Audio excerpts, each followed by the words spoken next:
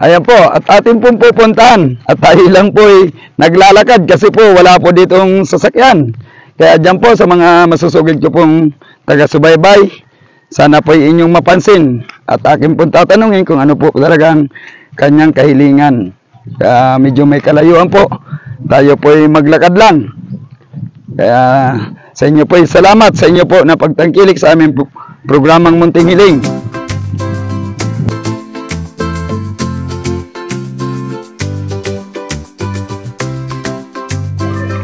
Isang pinagpalang araw po sa lahat po ng mga sumusubaybay ng aming pong programang Munting Hiling.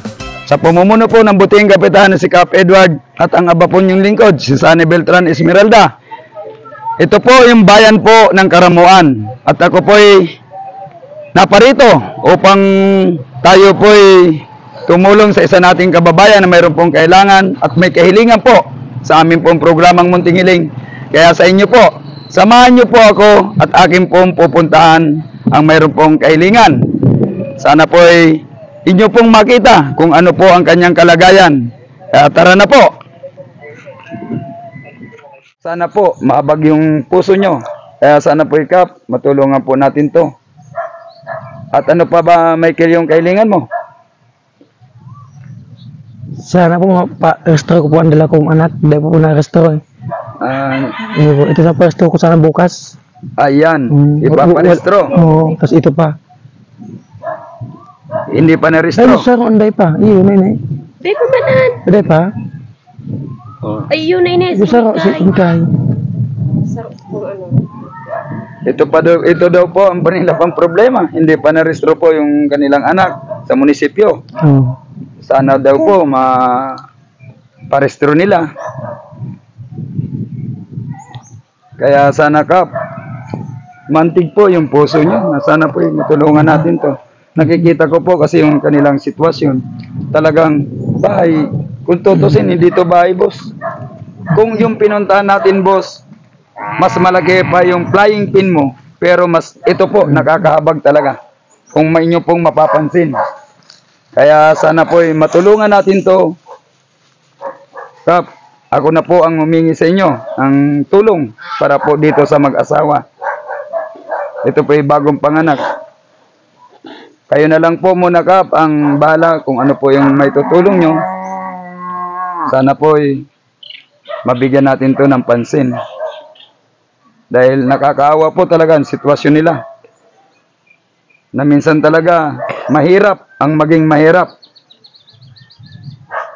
Kaya ako na po sa inyo ang humingi po ng tulong dito po sa mag-asawang to. Ito po napakabait naman po na bata dahil kilala ko po kung paano ito lumaki. Sa dala po ng kahirapan, ganito po ang naging sitwasyon niya. Kaya Michael, pasalamat ka sa Diyos. Tapos kay Cap Edward, yan. Salamat po, Cap Edward po. Sana matulungan po kami sa ganitong kalagayan. Sana po maayos din po kahit maliit lang na bahay, ayos na po yun. Basta okay lang pamubong. Ayan po, Kap. Kami po ay nagpapasalamat. Kahit wala pa man po tayong sana po ay mapansin ng ating po mga manunod na sana po ay may mabubuting puso. At mayroon naman, na baka naman po sa inyo po sa pamamagitan nyo na sana po itulungan natin ang ating pong isang kababayan na mabigyan po ng solusyon ang kanila pong pangangailangan. At ito po ang kanilang sitwasyon. Kaya dyan po sa may mabubuting puso, sana po ay mapansin nyo. Mapansin nyo ang kanila pong bahay sa pong napakaligid.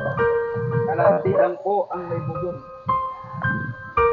At inyo pong makikita at mapapansin ang kanila pong mga gamit ay nasa taas.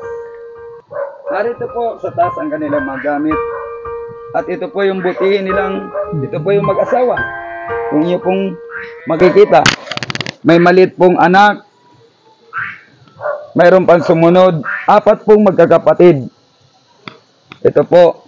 At mapapansin nyo po yung bahay nila, lahat na gamit, nasa taas. Yung higaan po nila, kapiraso lang po. Kapiraso lang po. Na sana po ay makikita nyo, ang tumatakip lang po sa kanila ay sa 2 pirasong yero. Ang dingding po nila ay 1 sako lang. Kaya sana po doon po sa may mga babuting kalooban, na sana po ay mapansin nyo, na sana po ay matulungan din po natin ang isa po naming kababayan na si Michael, si Peda, na sana po ay inyo pong mapapansin, napakalit po ng bata. At amin pong nakikita nga nilang sitwasyon na nakakaawa po talaga. Dahil po siguro sa labis sa kahirapan, dahil po ang kanyang hanap buhay ay isang pajak driver lang po siya. At nangangalakal para matustusan man lang ang kanilang pangangailangan sa araw-araw. Kaya sa kabutihan palad po ni Kap Edward, kaya sa iyo Kap, marami pong salamat. At yan Michael, mayroon ako sa iyong kaunting handog na sana'y maibsan ang iyong pang-araw-araw na pangangailangan. Kaya ano bang, at akin na Michael kukunin yung handog ko sa iyo.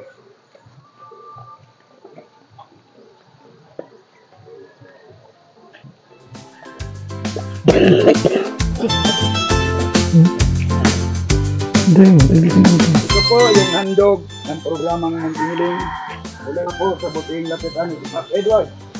Kaya sana sa mga may marunong po naman ng mga mabubuting puso, na sana po'y baka gusto nyo tumulong, ang kung hiningi sa inyo, na sana po'y maging bahagi kayo ng aming programang Muntingiling. Kaya ito po'y aking ibabahagi kay Michael.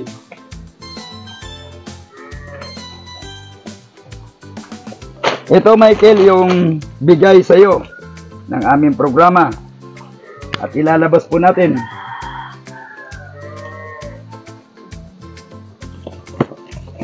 Ayan.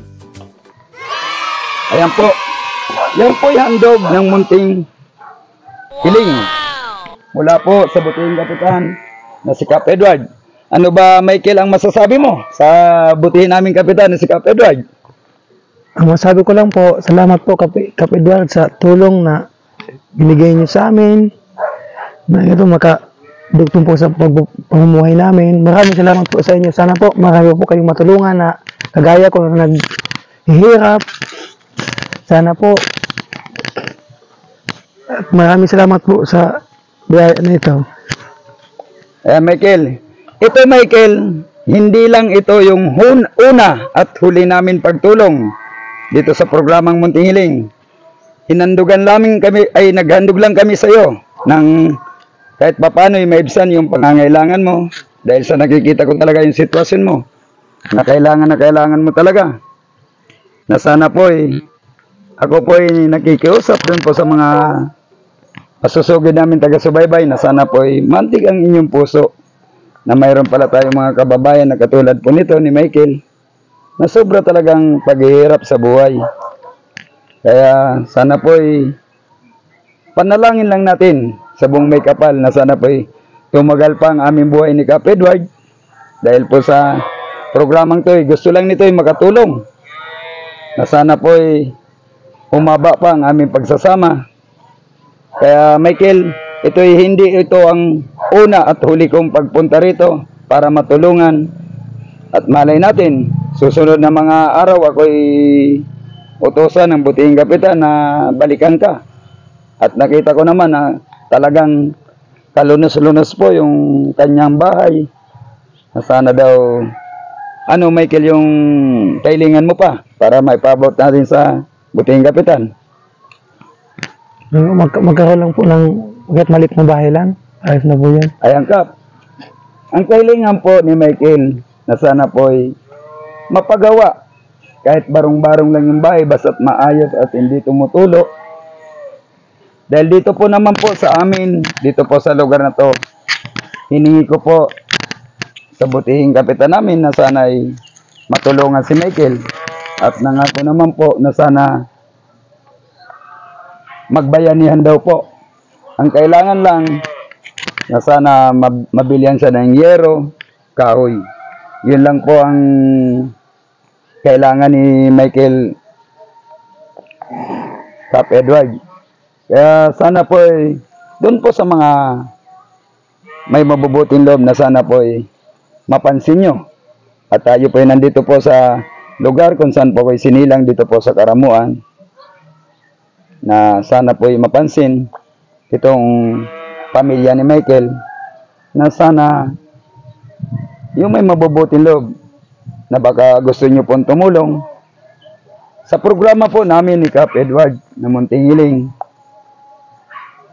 Sana po maging bahagi kayo. Dahil po sa ganitong sitwasyon ni Michael. At sana Michael, sana ilan na bang anak mo? 5 po. Bali 5 na. Oo. Lahat-lahat 5 na. Ayan, lahat-lahat 5 na. Siguro kailangan na natin na itigil na sigurong panganak muna kasi hindi mo talaga mahirapan, lalo kang mahirapan sa sitwasyon na ganito. Kaya kung ano pa man, Michael, ang amin may tulong ng aming programang Munting Hiling, siguro ko maghintay-hintay ka lang. Kasi ako hindi naman pa talaga. Ika nga, kailangan ko pang magpaalam kay boss. Yan, kasi siyang may akda ng programang to na Munting Hiling. Na sana kay maibsan yung pangangailangan mo dahil dito sa yung bahay na talagang napaka-hirap ng sitwasyon mo. At sabi nga ni Kap, malaki pa yung flying pin niya. Yan, totoo yun. Totoo yung Kap, mas malaki pa po yung flying pin mo dito ng mga manok mo at maayos pa po ang yung kalagayan nila kaysa sa kanila. Di mo nga alam kung baka mahulog dito sa tinutulugan nila yung kanilang anak. Dahil sako lang po yung tabing at yero, walang pinto. Kaya sana po sa lahat po ng mga kaibigan ko, mga matulungin, baka gusto nyo pong tumulong, pwede po kayong mag-message sa programa ni Kap Edward, sa programang Munting Hiling, na sana po matulungan natin si Michael. Dahil nakakaawa po kung inyo pong makikita yung bata, napakaliit pa po. Pero dinanas niya na yung sobrang hirap sa buhay. Kaya Michael, ano ba pang huling pananalita mo? Ayan, kay Kap Edward, bago tayo magpaalam sa programang Munting Hiling, yan. Ano bang masasabi mo? Sana po, kabila sana maparestro ko po itong dalawang ito. Ay ipaparestro yung dalawang anak mo. Yan. Yan ba sa munisipyo? Kailangan sa munisipyo, ano? Sana nga.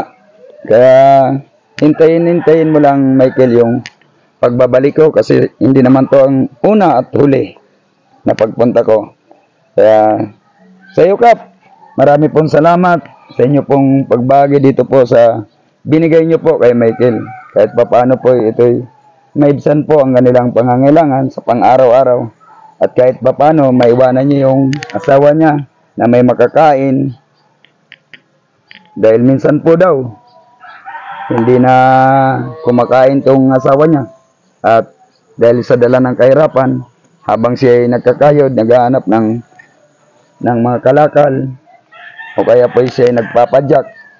Kaya sana po doon sa lahat po na may mabubuting puso, sana po imantig po yung puso nyo, damdamin, para po natin matulungan to. Kaya Michael, sa pamumuno ni Kap Edward, yan ay handog namin sa iyo. Sana sa mga susunod na araw maging matatag ka sa mga pagsubok na dumating sa iyo.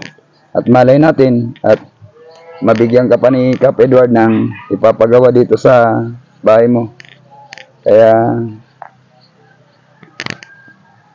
sana naman matupad yan. Kaya maraming salamat sa iyo, Michael, at sa mga susunod na araw ikaw uli namin mabagian. Kaya ayan po yung anak niya. TV.